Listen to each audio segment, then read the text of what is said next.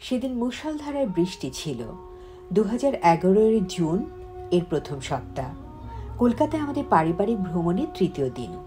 আগে থেকে ঠিক করা ছিল যে এই দিনটাতে আমরা বিশ্ববরেণ্য চলচ্চিত্রকার সত্যজিৎ রায়ের বাড়ি দেখতে যাব।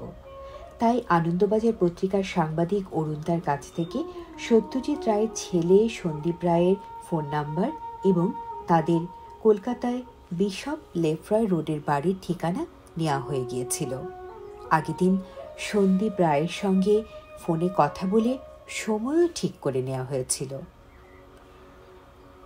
তো সেদিন সকাল সকাল পার্ক স্ট্রিটে নাস্তা সেরে আমি এবং জয়িতা ট্যাক্সি নিলাম। ভীষণ উত্তেজনা ভেতরে ভেতরে। সোনার কেল্লার ফেলুদা এবং প্রফেসর শঙ্কর স্রষ্টার বাড়ি দেখতে যাচ্ছি। গোপীগায়ন বাঘাবাইনের স্রষ্টার বাড়ি। উত্তেজনায় বৃষ্টিতে ছাতা সাথে নেবার কথাও ভুলে গিয়েছিলাম আমরা। সত্যি বলতে সারা রাত ঠিকমতো ঘুমই হয়নি। আমরা ট্যাক্সি করে পৌঁছে গেলাম। ট্যাক্সি থেকে নেমে সত্যজিৎ রায়ের বাড়ির নিচে দরজা অবধি পৌঁছতেই ভিজে একসা, কিন্তু তা উপেক্ষা করেও ছুটলাম এলিভেটরের দিকে।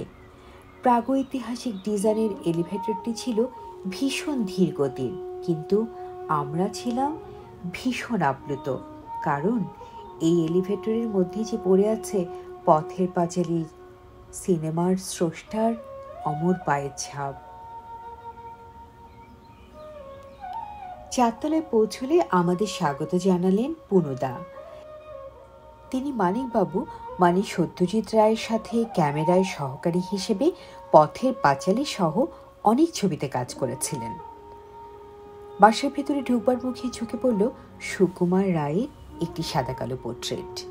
পুনুদা আমাদের বসবার ঘরে নিয়ে গেলেন। সেখানে ছিলেন সন্দীপ রায়, সাদা পাঞ্জাবি পরা সৌম্যকান্ত চেহারা। বসবার ঘরটা একই সাথে সন্দীপ রায়ের কাজেরও ঘর। কুশল বিনিময়ের পরেই তিনি পুনুদাকে বললেন, কাকা, ওরা বাংলাদেশ থেকে এসেছেন, টিভির লোক, বাবার ঘরটা একটু ঘুরে দেখান। বসবার ঘর থেকে বেরিয়ে হাতে টানে আমরা প্রবেশ করলাম সত্যজিৎ রায়ের সেই বিখ্যাত ঘরে।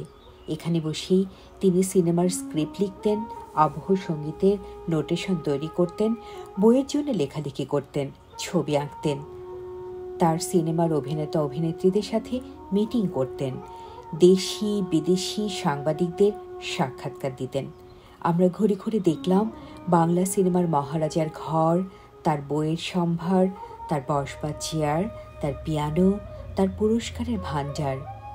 সেদিন সত্যজিৎ রায়ের ঘর দেখবার 30 মিনিটের পুরো সময়টা আমাদের কেটেছিল স্বপ্নের মতো। মোহগ্রস্তের মতো একের পর এক ছবি তুলেছিলাম আমরা।